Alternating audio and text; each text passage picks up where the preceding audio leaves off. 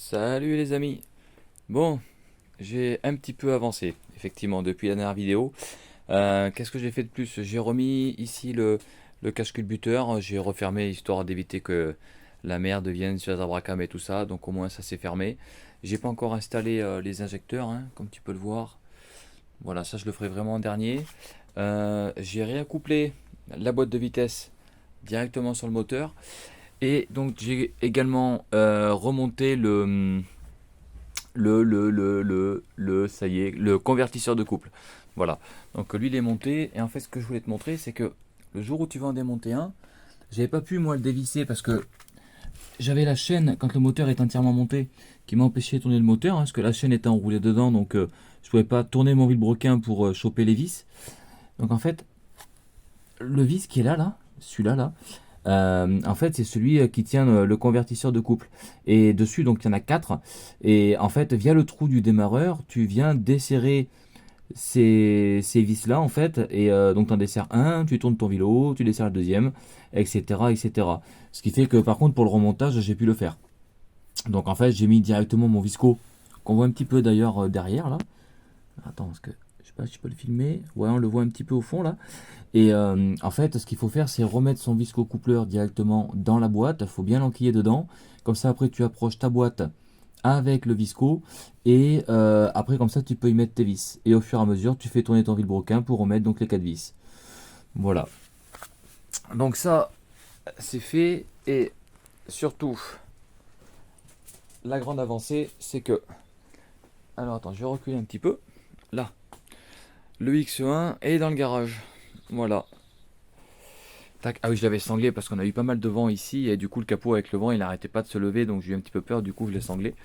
Voilà, et donc la baie moteur qui est là, que je vais également pouvoir nettoyer un petit peu. Voilà. Donc là, ben, la prochaine étape, c'est donc remettre ce beau moteur dans ce beau X1. Voilà, qui est plutôt propre, hein, d'ailleurs, hein. Bon là il est sale, mais déjà dans l'ensemble il n'a pas de pète, il n'a pas de rayures, hein. Il a rien quoi, hein. Voilà, voilà. Bon, mais moi je vais continuer à bosser, je vous reprends après. Bon les amis, voilà, ça y est, comme tu peux le voir, le moteur est enfin dedans. Donc, ça n'a pas été super simple parce que j'étais emmerdé en fait avec l'équilibreuse de charge. En fait, pour t'expliquer rapidement, tu as un crochet ici là de levage et t'en as un devant. Et en fait, l'équilibreuse de charge, elle est bien, mais seulement la chaîne, en fait, elle se prend à la verticalité comme ça. Là. Et avec la baie de pare-brise, du coup, la verticalité me gênait pour enquiller le moteur vers le fond. Donc j'ai été obligé de reposer mon moteur pour enlever l'équilibreuse de charge et mettre une sangle. Voilà, donc une sangle de là à là. Et comme la sangle, en fait, quand elle est tendue, elle part comme ça.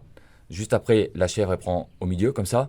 Bah, du coup, je suis beaucoup moins embêté pour pouvoir enquiller mon moteur au maximum vers l'arrière.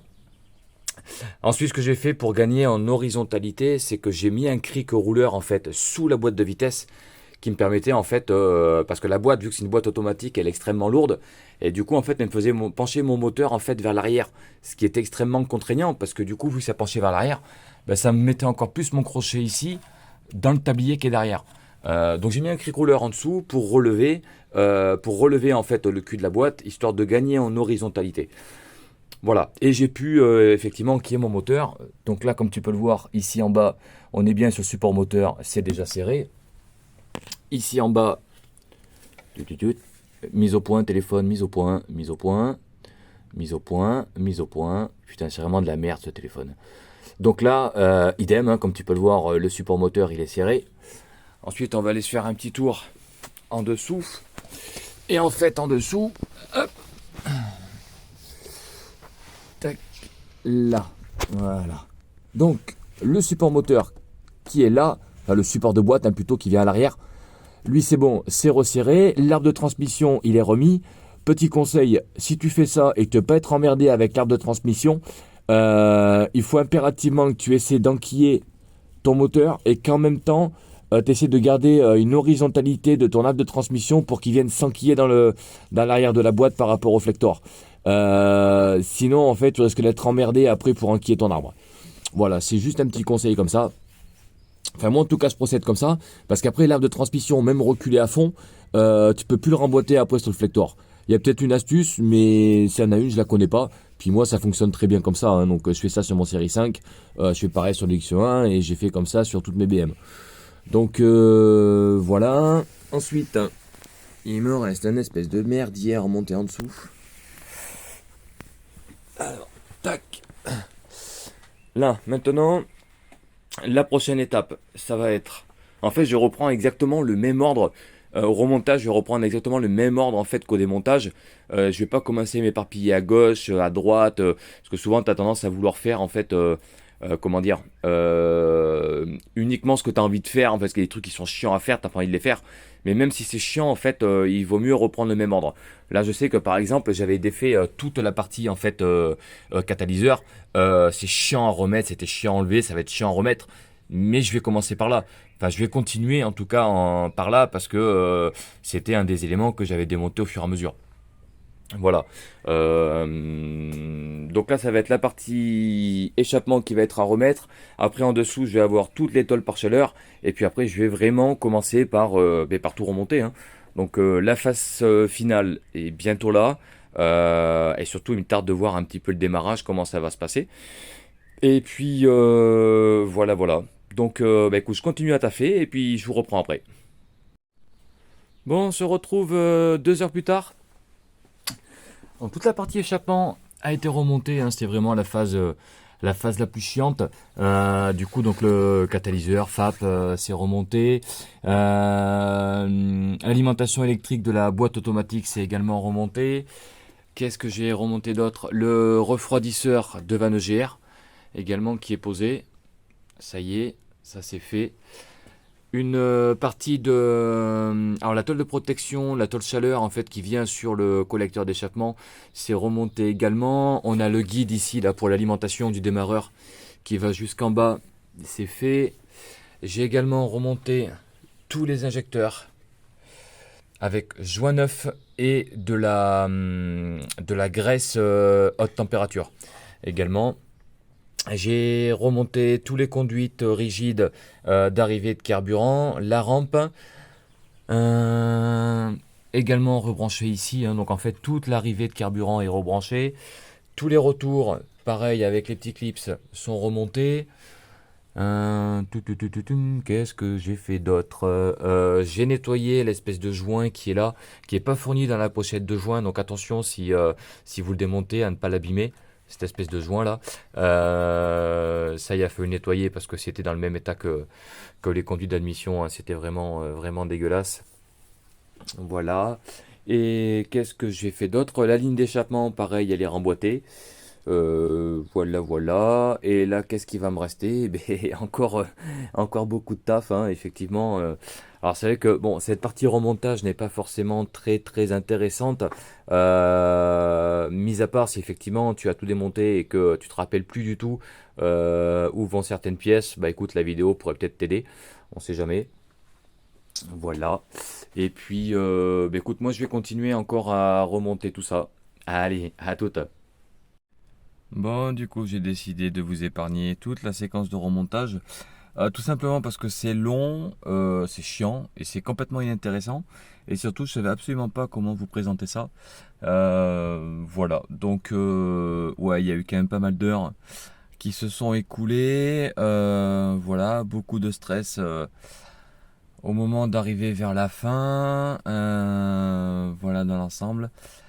Donc, écoute, hein.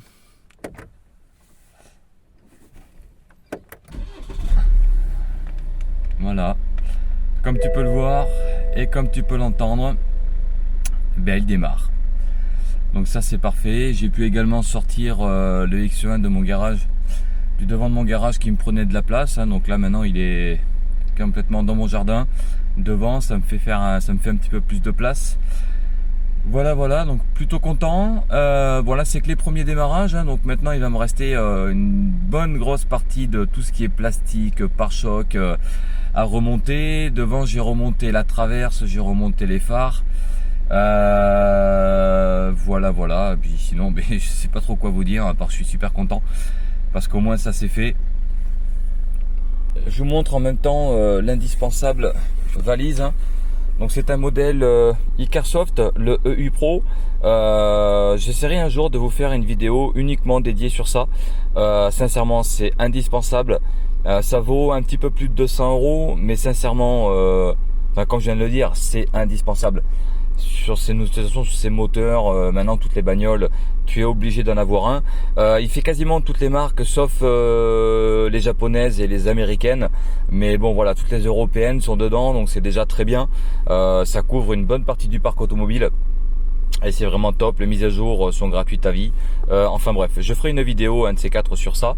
Là j'avais à peu près 14 défauts. Enfin, même 15 défauts, hein, notamment la chaîne de distribution, enfin calage de distribution qui était en défaut. Je ne les ai pas tous lus, hein, j'ai tout effacé et j'en ai 2 qui sont encore là, problème de communication CAN. Mais énormément de bagnoles ont ces problèmes-là et de toute façon tu peux rien y faire. Voilà. Donc ensuite, hop.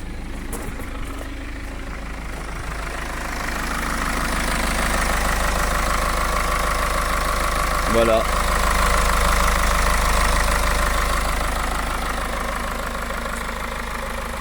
Il me reste encore beaucoup de taf à faire. Hein.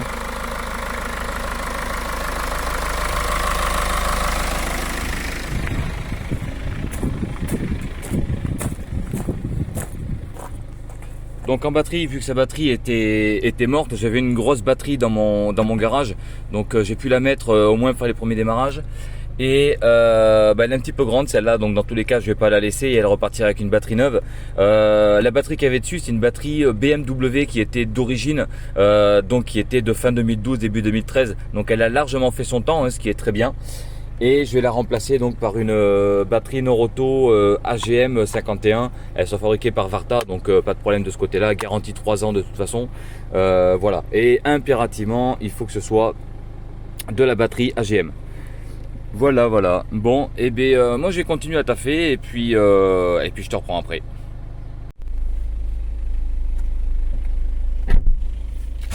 Bon les amis, je vous embarque avec moi faire le premier essai routier du véhicule. À savoir que je roule sans le pare-choc avant, donc sans plaque à l'avant. Mais bon voilà, on est à la campagne, hein. On va pas chipoter, hein. C'est bon. Hein. Et personne, on est ravitaillé par les corbeaux. Donc à savoir que je n'ai pas encore effectué la vidange de boîte et qu'il doit manquer à peu près, peut-être pas 1 litre, mais il doit manquer un petit peu parce qu'on en a fait couler quand on a démonté les conduits, quand j'ai désolidarisé la boîte avec le convertisseur de couple. Donc on a perdu un petit peu d'huile, mais bon, au moins pour faire le premier essai, je pense que ça serait pas mal. Je suis parti également avec la valise et puis on va voir. De toute façon ça va pas être long, hein. C'est juste histoire de faire un petit tour du côté de chez moi, histoire de voir un petit peu comment se comporte le véhicule. Donc je vais être très attentif au moindre bruit. Là pour l'instant ça va, les vitesses passent nickel. Mais c'est surtout que si j'ai le moindre souci, en fait j'ai pas de, je sais pas où m'arrêter en fait. Voilà, donc si j'ai le moindre problème, j'ai même rien d'ailleurs pour la rapatrier chez moi. Donc bon,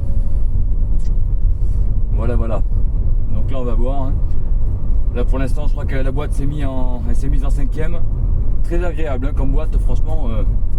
Ces 8 HP là, elles sont vraiment super. Donc là, j'ai juste de faire en fait un petit tour rapide. Déjà, bon, ça roule plutôt pas mal. Mais c'est vrai que bon, j'y vais vraiment, alors vraiment tranquillou. Tac. Allez, je vais m'arrêter là. Ouais, là j'ai fait à peu près 300-400 mètres. Ouais, peut-être un petit peu plus. Allez. Là je suis en train de mourir de chaud parce qu'en plus j'ai fait sauter la climatisation. Donc dedans, il n'y a plus de clim, il n'y a plus de gaz, il n'y a plus rien. Donc puis là je crois qu'il fait un petit peu plus de 30 au soleil. Donc je commence à avoir un petit peu chaud. Là ça monte, donc déjà ça va me donner une première idée parce que je dois demander un petit peu de puissance au moteur pour grimper. Mais je vais vraiment mollo, hein, sincèrement. Voilà. J'ai tout mon temps, hein, de toute façon, donc je vais pas m'affoler. Bon, a priori tout se passe bien, pas de bruit bizarre, pas d'à-coups, pas de coupure, pas de vibration, pas de tremblement. Donc c'est plutôt une bonne chose. Et il roule plutôt bien en plus ce X1. Et niveau kilométrage, ouais, je me suis trompé, il a 149 000. Mais bon, 149 000 bornes, c'est pas énorme. Sincèrement, péter une chaîne à ce kilométrage-là, bon, il y a eu pire, hein, parce qu'il y en a qui ont pété à 50 000, à 60 000. Mais sincèrement, un véhicule entretenu tous les 30 000, certes, c'est pas bien. Mais pour le trois quarts des gens, ben voilà, il faut entretenir leur voiture comme l'a préconisé le constructeur. Hein, voilà. Donc bon, allez, premier essai plutôt concluant. Mon chien a l'intérêt de se pousser, sinon je vais lui rouler dessus. Il est où ce chien là? Je le vois pas, je le vois plus.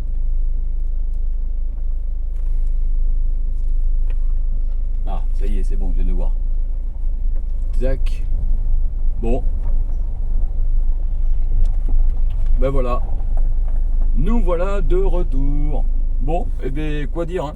Ça s'est plutôt bien passé, hein. Je pense que le véhicule n'a pas eu le temps de chauffer. Hein. J'ai pas eu un voyant d'allumé, rien du tout. Mais bon, il n'a pas dû trop avoir le temps de chauffer. Voilà, voilà. Bon, et eh bien écoute, hein, je vous laisse et je vous reprends plus tard. Bon les amis, du coup on se retrouve plusieurs jours après. Puisque en fait j'ai eu un petit souci, c'est que je me suis retrouvé sans pédale d'accélérateur. Problème au niveau du potentiomètre, voyant moteur allumé, et surtout en fait quand je passais à la valise, je me retrouvais avec donc effectivement la pédale d'accélérateur en code défaut et également les volets de chauffage. Ceux qui sont, pour ceux qui connaissent un petit peu BMW, il y a certaines qui sont équipées de volets en fait obturateurs devant le radiateur d'eau pour que le véhicule puisse monter en température rapidement. Or ce véhicule n'en est pas équipé. Voilà, et ça ressortait en défaut. Donc j'ai dit ok, pas de problème. J'ai été quand même très surpris d'avoir ce problème de potentiomètre d'accélérateur. Donc je me suis vraiment retrouvé sans pouvoir bouger le véhicule. Donc voilà, donc j'ai démonté la pédale, voir si je trouvais un problème ou quelque chose. Et je n'ai rien vu d'anormal au niveau du potentiomètre. Et après, je me suis rappelé que en fait, on a subi une tempête ici, là, du côté de chez moi, il y a maintenant un petit peu plus d'un mois. Et en fait, vu que le X1 n'avait pas encore le moteur dedans, parce que le moteur était dans mon garage, en fait, avec le vent, le capot s'est levé. Et capot levé, la pluie en fait s'est engouffrée sous le capot. Et également, il y avait tout le compartiment calculateur qui était donc ouvert. Et donc de l'eau qui est rentrée. Et là où j'ai été bête, c'est que j'ai enlevé l'eau en fait apparente, mais je me suis pas dit, il y a certainement de l'eau qui est restée, qui est rentrée au niveau des broches, qui étaient branchées au niveau du calculateur. Même si c'est partiellement étanche, j'aurais dû en fait démonter cette broche et tout nettoyer avant de partir. Mais je l'ai pas fait. Voilà, donc j'ai démonté là tout à l'heure, j'ai pas filmé parce que dans la précipitation pas le temps, et effectivement les broches du calculateur sont pas belles, et quand je dis pas belles, c'est que elles ont sacrément piqué, et j'ai même une broche qui est extrêmement fragile. Voilà, donc bon, j'ai tout nettoyé, là maintenant on voit bien que, ah ben non, ça redéconne, tu vois, voilà, là je te le fais en direct, en fait j'ai appuyé sur l'accélérateur, il y a eu un temps mort.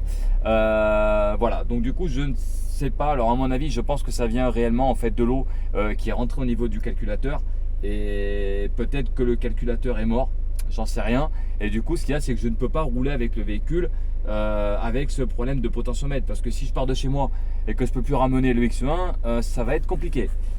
Voilà, donc ouais, là je suis plus au plancher, il accélère plus. Et là il accélère. Mais je pense qu'il y a réellement un problème. Il y a réellement un problème, et sincèrement c'est pas cool. Ah, je suis plus au plancher là. Je suis plus au plancher, il monte pas. Bon, je pense qu'il y a réellement un problème de potentiomètre. Bon, je vais essayer de régler ce problème là, et puis si je redémonte le calculateur, je filme, et puis comme ça j'essaie de vous montrer un petit peu l'état de tout ça. Allez, à tout de suite. Bon, regarde. Je sais pas si on va bien y voir. Voilà, dans les taxés. Hein. J'ai essayé de nettoyer et en fait ce qu'il y a c'est que je me suis dit passer un coup de brosse, mais je sais pas si on peut voir, mais là il y a un pin qui commence à être un tout petit peu tordu. Et en fait c'est rien qu'avec la brosse, en fait j'ai les pins qui sont limite en fait ils sont devenus hyper tendres.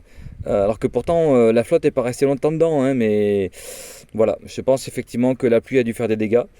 Et soit j'arrive à sauver tout ça en fait avec du nettoyant en contact en prenant le temps de tout nettoyer, soit il va falloir que je change le calculateur. Je sais pas ce que ça vaut d'occasion, mais bon, il y en a tellement sur le marché que je pense que ça va pas coûter grand chose. Voilà, voilà.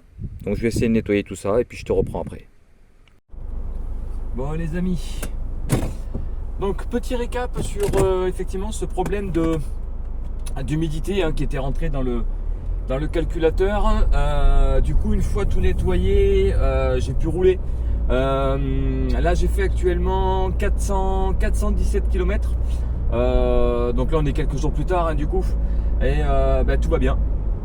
Voilà, donc c'était bien ça, c'était bien l'humidité en fait dans le calculateur qui me bloquait le potentiomètre sur l'accélérateur, qui me générait des codes défauts, mais même des trucs dont le véhicule n'est même pas équipé. Donc comment tu peux avoir un code défaut sur un équipement qui n'a pas le véhicule? Voilà, donc comme quoi il y avait bien un souci. Donc en fait, broche de calculateur, tout ça, j'ai nettoyé, j'ai mis du nettoyant en contact, j'ai bien soufflé tout ça. Voilà, j'ai bien laissé sécher et puis là maintenant on voit bien que c'est nickel. Voilà. Ensuite pour ce qui est du véhicule, du coup j'ai fait également la vidange de boîte dessus, elle est faite. Voilà, donc le véhicule il roule impeccablement bien.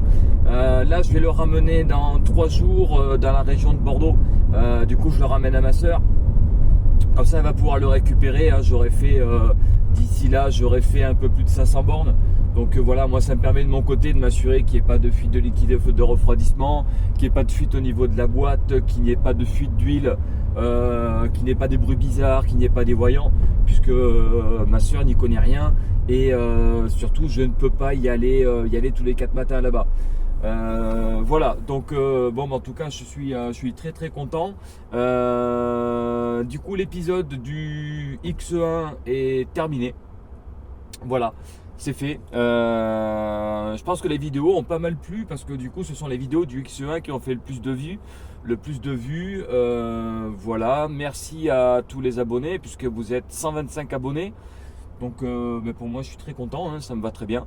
Et puis voilà, j'essaierai éventuellement un jour d'investir dans une GoPro ou un type de GoPro, une caméra sera peut-être plus simple. Je sais pas, je vais voir, mais au moins vous apporter des vidéos de meilleure qualité. J'ai un logiciel de montage vidéo aussi, mais j'ai un PC qui rame en fait. J'ai un petit PC portable et c'est vrai que pour du montage vidéo ça rame, donc je suis obligé de faire uniquement des choses simples en fait, parce que sinon le PC il suit pas. Voilà. Bon, mais je sais pas sur quoi va consister les prochaines vidéos. Peut-être une présentation de ma Jaguar XF, présentation de ma valise Icarsoft. Voilà, je sais pas trop encore. Donc on verra tout ça. Et puis s'il y a quoi que ce soit avec le X1, je vous le dirai. Allez, je vous dis à bientôt. Salut!